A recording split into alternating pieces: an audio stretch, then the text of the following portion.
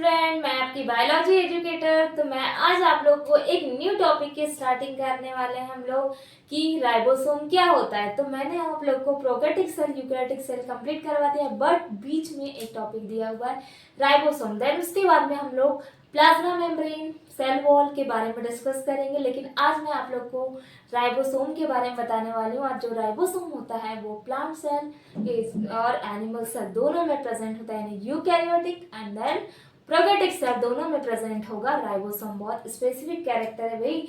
और राइबोसोम जो हेल्प करेगा प्रोटीन सिंथेसिस में हेल्प करने वाला है। उसके फंक्शन पढ़ेंगे, वो किससे मिलकर बना है, कि प्रोटीन से मिलकर बना है एंड देन किससे, आरएनए से मिलकर बना है, इसके बारे में डिस्कस करने वाले हैं। तो आज का हमारे टॉपिक की स्टार्टिंग करते हैं। टॉपिक है हमारा, देन पहले मैं आप लोग को प्लाज्मा मेम्ब्रेन या सेल मेम्ब्रेन पढ़ाना थी, बट मैं आज के टॉपिक में पहले आप लोग को राइबोसोम के बारे में क्लियर करवा दे रही कि राइबोसोम होता है क्या। जब बहुत 2 डेज से हम लोग राइबोसोम कर रहे हैं, चलो उसके बारे में हम लोग क्या कर सकते हैं, डिस्कस कर लेते हैं आज, है ना। तो हमारा जो आज का टॉपिक है वो है राइबोसोम। राइबोसोम मीन्स क्या होता है? राइबोसोम मीन होता है कि जो क्या हेल्प करे प्रोटीन सिंथेसिस करने में। अब प्रोटीन क्या है भाई? प्रोटीन क्या है? हम लोग देखो फूड ईट करते हैं ना भाई, प्रोटीन सिंथेसिस फॉर एग्जाम्पल क्या है, हम लोग न्यूट्रिशन लेते हैं। तो न्यूट्रिशन में क्या क्या चीजें लेते हैं? फूड में हम लोग क्या लेंगे, एक तो प्रोटीन लेंगे, देन क्या लेते हैं, कार्बोहाइड्रेट लेंगे। प्रोटीन कार्बोहाइड्रेट होगा, फैट होगा, है ना। ये सब चीजों को हम लोग क्या करते हैं, लेते हैं। तो प्रोटीन सिंथेसिस में हेल्प कर रहा है कौन, कर रहा है राइबोसोम। इसके साथ में इसको कोई साइंटिस्ट ने भी दिया होगा, कोई भी ऑर्गन्स जो बनाए गए हैं उनको किसी ना किसी साइंटिस्ट ने तो बताया है, तो उस साइंटिस्ट का नाम भी हम लोग इसमें डिस्कस करने वाले हैं। तो ऑल टोटल जितना एनसीईआरटी में नोट डाउन किया हुआ है मैं पूरा एक्सप्लेन करती हूँ, तो प्रॉपर आप लोग नोट्स बनाते चलिए। तो क्या प्रोटीन सिंथेसिस में हेल्प कर रहे हैं, और देन मेड अप ऑफ जो राइबोसोम बना होता है, ये बना होता है आरएनए प्लस प्रोटीन का बना होता है क्या, आरएनए। ठीक है, इतना ये पॉइंट क्लियर हो गया। इसके बाद में अब क्या हो गया, साइंटिस्ट है। तो राइबोसोम किस किस में प्रेजेंट होते हैं, पहले तो ये क्लियर कर लेते हैं। राइबोसोम एक तो क्या होगा, प्रोकैरियोटिक में भी प्रेजेंट होंगे। क्या बोलेंगे इसको, present in prokaryotic cell and eukaryotic cell. बहुत सेल में ये क्या होते हैं, प्रेजेंट होते हैं, कौन, राइबोसोम। देन अब इसके बाद में साइंटिस्ट आए, जिसमें फर्स्ट साइंटिस्ट आए थे जिनका नाम क्या था, वो था 1853 में, जिनका नाम मैं नोट डाउन कर रहा हूँ। Palade particle. एक चीज और नोट करेंगे, इनको राइबोसोम को बोला जाता है क्या, पैलेट पार्टिकल। पैलेट पार्टिकल क्यों बोला जाता है, इसका पॉइंट को पहले क्लियर करेंगे। पैलेट एक साइंटिस्ट थे, उनके नाम पर राइबोसोम को क्या बोला गया था, पैलेट पार्टिकल। तो फर्स्ट सबसे पहले एक साइंटिस्ट थे जिनका नाम था, वो उन्होंने दिया था 1853 में। 1853 में दिया था, जिनका नाम था रॉबिन्सन एंड ब्राउन। ये थे जिन्होंने बताया था किसके बारे में, प्लांट सेल में। और प्लांट्स जो सेल थे, उन्होंने बोला कि इसमें क्या होते हैं, प्लांट सेल में फ्री पार्टिकल होंगे। ये बताया था किसने, रॉबिन्सन और ब्राउन ने। कब दिया था, 1853 में। तो ये पॉइंट क्लियर हुआ। राइबोसोम क्या है, प्रोटीन सिंथेसिस में हेल्प कर रहा है, made up of RNA and protein का बना हुआ है। मोस्ट टाइम पॉइंट है कि राइबोसोम किसका बना होता है, आरएनए प्रोटीन का। पैलेट पार्टिकल बोला गया, क्यों बोला गया उसके बारे में डिस्कस करेंगे। 1853 में रॉबिन्सन एंड ब्राउन ने प्लांट सेल में बताया कि फ्री पार्टिकल होते हैं, उसको उन्होंने राइबोसोम बोला। बट 1855 में अब साइंटिस्ट आएंगे जिनका नाम था पैलेट। कब की बात है ये, 1855 में आए थे, जिसका नाम था जॉर्ग ई पैलेट। और इन ई पैलेट के नाम से ही इसको बोला गया क्या, Palade particle. So that is clear हो गया कि क्यों बोला गया पैलेट पार्टिकल। तो अगर आएगा इसमें कि जो पैलेट पार्टिकल बोला गया, टर्म जो दिया था राइबोसोम टर्म, तो राइबोसोम टर्म दिया था किसने, पैलेट ने। क्लियर हो गया। तो जब भी अगर नाम आएगा तो आप लोग किसका नाम लिखेंगे, पैलेट का नाम लिखेंगे कि इन्होंने इसके बारे में बताया। नेक्स्ट कैरेक्टर के राइबोसोम कहाँ प्रेजेंट होते हैं, साइटोप्लाज्म में होंगे, और वो भी कैसे होते हैं, फ्री। साइटोप्लाज्म में क्या है, फ्री मैट्रिक्स है भाई, तो वहीं पे राइबोसोम है तो वो बिल्कुल फ्री रहेंगे, है ना। तो इसके मेन पॉइंट हो जाएंगे, फर्स्ट जो है वो है ribosomes free in cytoplasm, and then किससे अटैच होते हैं ये होते हैं ईआर। तो मैंने अभी आप लोग को बताया था, एक सेल है, इस सेल में न्यूक्लियस है, न्यूक्लियस के पास में अटैच है क्या, एंडोप्लाज्मिक रेटिकुलम, और इस एंडोप्लाज्मिक रेटिकुलम के ऊपर है राइबोसोम। तो किससे अटैच होंगे, ये होंगे अटैच ईआर, यानी एंडोप्लाज्मिक रेटिकुलम, इससे अटैच होते हैं। और इसका मैंने पहले ही आप लोग को एक कैरेक्टर बता दिया, ये कैसा होता है, नॉन मेम्ब्रेन बाउंड स्ट्रक्चर होता है किसका, राइबोसोम का। सो क्लियर हो गया इतने पॉइंट, ये हो गया राइबोसोम के पूरे पॉइंट। देन और उसके साथ में मैंने स्ट्रक्चर बता दिया, राइबोसोम कहाँ प्रेजेंट है, ये है ईआर के ऊपर की ओर, जिसके कारण इनको बोला जाता है कौन सा, रफ एंडोप्लाज्मिक रेटिकुलम। ठीक है, इतना हो गया हमारा राइबोसोम के बारे में डिटेल्स। अब हम इसकी सब यूनिट बताऊंगी। मैंने आप लोग को पहले बताया था कि इसमें 70s के होते हैं राइबोसोम प्रेजेंट, है ना। तो वो जो प्रोकैरियोटिक सेल में जो थे राइबोसोम 70s टाइप के, बट 80s टाइप के जो राइबोसोम होते हैं वो होते हैं यूकैरियोटिक सेल में। तो क्या होता है 70s एंड देन 80s, उसके बारे में, डिफरेंस के बारे में पढ़ेंगे। तो फर्स्ट जो टाइप है इसका क्या, 70s एंड देन 80s। तो टू टाइप को डिस्कस करेंगे। एस मीन्स होता है, एक उसकी क्या है, साइज को बता रहा है या उसकी डेंसिटी को। तो एस मीन्स होता है, उसकी मीनिंग को समझेंगे। एस की मीनिंग क्या होती है, स्वेडबर्ग यूनिट होता है किसकी यूनिट, एस की यूनिट। तो सब यूनिट, अब उसकी कौन कौन सी सब यूनिट है। फर्स्ट, राइबोसोम को 2 सब यूनिट में डिवाइड किया गया है। क्या है इसकी राइबोसोम की सब यूनिट, फर्स्ट सब यूनिट है 70s, this is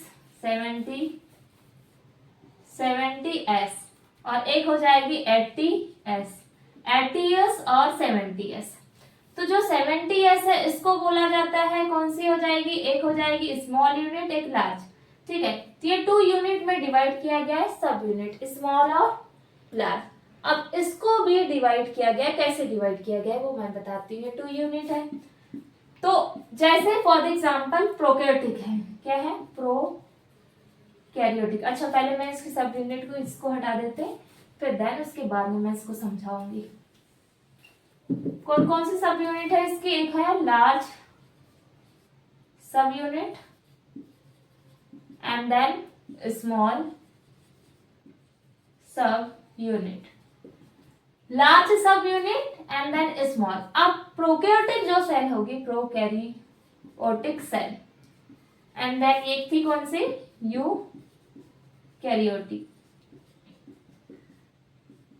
eukaryotic cell. तो प्रोकैरियोटिक जो सेल होगी, इस सेल में कौन से एस थे, एस यानी 70s क्या थे, राइबोसोम। कौन से, ये राइबोसोम, कौन से टाइप के, 70s टाइप के। बट यूकैरियोटिक सेल में होंगे 80s राइबोसोम। ये हो गए ये राइबोसोम। अब इसमें क्या हो रहा है, इसमें हो रहा है 70s राइबोसोम क्या हो रहे हैं, कैसे होंगे, इसमें सेटल डाउन होगा। सेटल डाउन मीन्स अगर जो लार्ज है, ज्यादा हेवी है तो जल्दी जाएगा नीचे, अगर वो हल्का है तो कैसा आ जाएगा, धीरे धीरे आएगा। फॉर एग्जाम्पल, ये हो गया, एक एग्जाम्पल के लिए एक बॉक्स है, यहाँ पे बड़ा सा स्टोन ले ली, छोटा सा, तो ये बड़ा स्टोन जल्दी जाएगा नीचे, छोटा वाला थोड़ा स्लो जाएगा।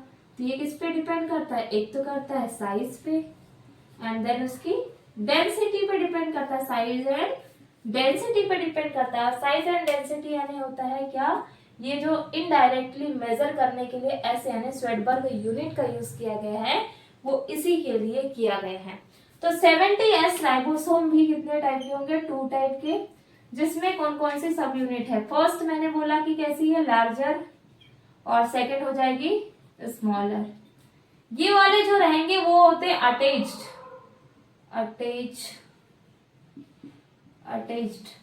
ये कैसे अटैच्ड है? ये है ऑर्गेनल्स से ये अटैच होंगे, बट ये कैसे होते हैं? फ्री रहते हैं, फ्री। एंड देन जैसे कौन कौन से ऑर्गन से हो सकते हैं? माइटोकॉन्ड्रिया से हो सकते हैं, फिर देन क्या, प्लास्टिड से हो सकते हैं। इनसे ये अटैच होते हैं कौन? लार्जर क्या, राइबोसोम। बट स्मॉलर वाले होंगे कैसे? फ्री होंगे।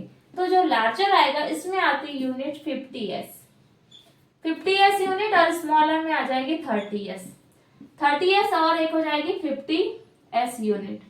क्लियर हो गया कि कौन कौन सी यूनिट आ रही? लार्जर है तो अटैच किससे होंगे? ऑर्गेनल से होंगे। स्मॉलर है यानी वो कैसे होंगे? ऐसे राइबोसोम जो कैसे रहते हैं? फ्री रहेंगे।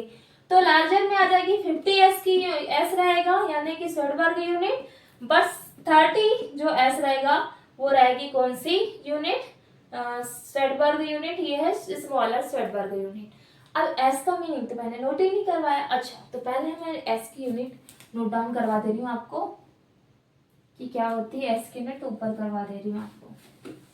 इसको पहले नोट डाउन कर लेंगे, एस का मीनिंग क्या होता है, नहीं तो पता ही नहीं रहे आप लोग को, है ना। नोट करवाना भी बहुत जरूरी है। एस मीन्स होता है Svedberg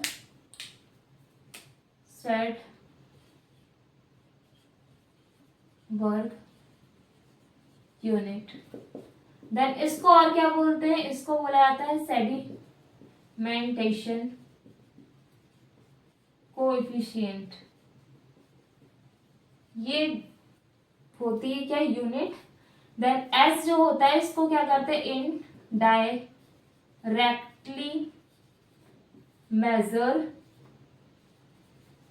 measure of size and density size and density से इसको क्या करते हैं? मेजर करते हैं। किसको? सेडिमेंटेशन कोएफिशिएंट यानी एस को। क्लियर हो गया इतना? कैसे अटैच होंगे, क्या होंगे। देन स्वेडबर्ग यूनिट क्या होती है? उसकी साइज और क्या किस पे डिपेंड करता है? उसकी डेंसिटी पे डिपेंड करता है।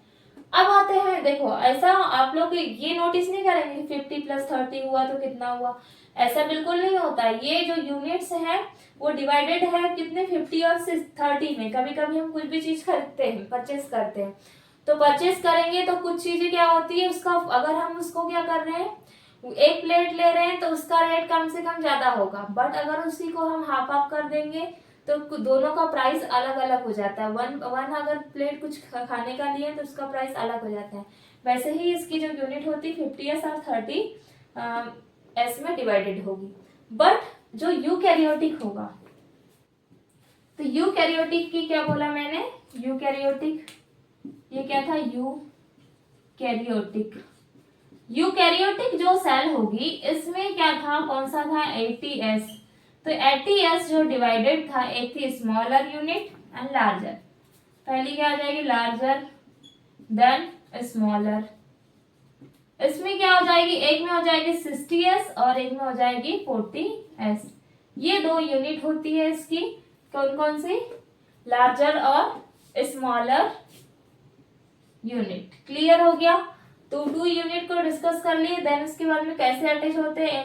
80S होंगे यूकैरियोटिक में। ये भी यूनिट और डिवाइडेड होगी, लेकिन अभी इतना ही रखते हैं क्योंकि इतनी यूनिट मेन चीज पूछा जाता है कि एनसीईआरटी में ऐसे ही डिवाइडेड हुए कि इतनी इतनी यूनिट में क्या होते हैं? प्रोकैरियोटिक और यूकैरियोटिक सेल डिवाइडेड होते हैं। तो क्लियर हो गया होगा कि राइबोसोम क्या होते हैं। आप लोग को कितने टाइप के होंगे? 70S 80S 2 सब यूनिट में डिवाइडेड किया गया है राइबोसोम को। राइबोसोम किससे मिलकर बना है, ये सब चीजें आप लोगों को बिल्कुल क्लियर हो गया होगा। देन अब मैं इसको एक बार रिपीट कर रही हूँ तो आप लोग ध्यान सुनेंगे। राइबोसोम क्या होता है? राइबोसोम प्रोटीन सिंथेसिस में हेल्प करता है। आरएनए प्लस प्रोटीन मिलकर के राइबोसोम का फॉर्मेशन करते हैं।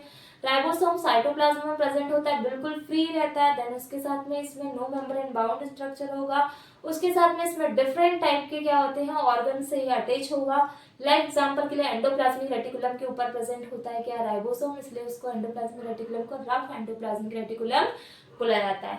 ये हो गए पूरे राइबोसोम के पूरे फंक्शन मैंने बताया। देन इसके साथ में जो राइबोसोम यूकैरियोटिक प्रोकैरियोटिक दोनों में क्या होते हैं प्रेजेंट होते हैं, ये ऐसे ऑर्गन होते हैं। देन सब यूनिट डिस्कस किए, कितनी सब यूनिट 80s और एक होती 70s। 70s और 80s तो 70s में डिवाइडेड होगी एंड 80s भी 70s होती 50 और 30 में और 80s होती है 60 और 40 में। ठीक है, इतनी यूनिट होती है। सब यूनिट मीन्स क्या होता है स्वेडबर्ग यूनिट बोला जाता है। इसको मेनली सेडिमेंटेशन कोएफिशिएंट यूनिट बोला जाता है और ये इनडायरेक्टली मेजर करने के लिए यूज होती है शेप एंड डेंसिटी को। ठीक है, पूरा क्लियर हो गया। राइबोसोम का टॉपिक कंप्लीट हो गया। अगर आप लोग को राइबोसोम में कोई भी डाउट होता है तो आप लोग कमेंट कर सकते हैं। देन अगर आपको मेरा वीडियो पसंद आता है तो प्लीज लाइक एंड सब्सक्राइब करिए। So thank you.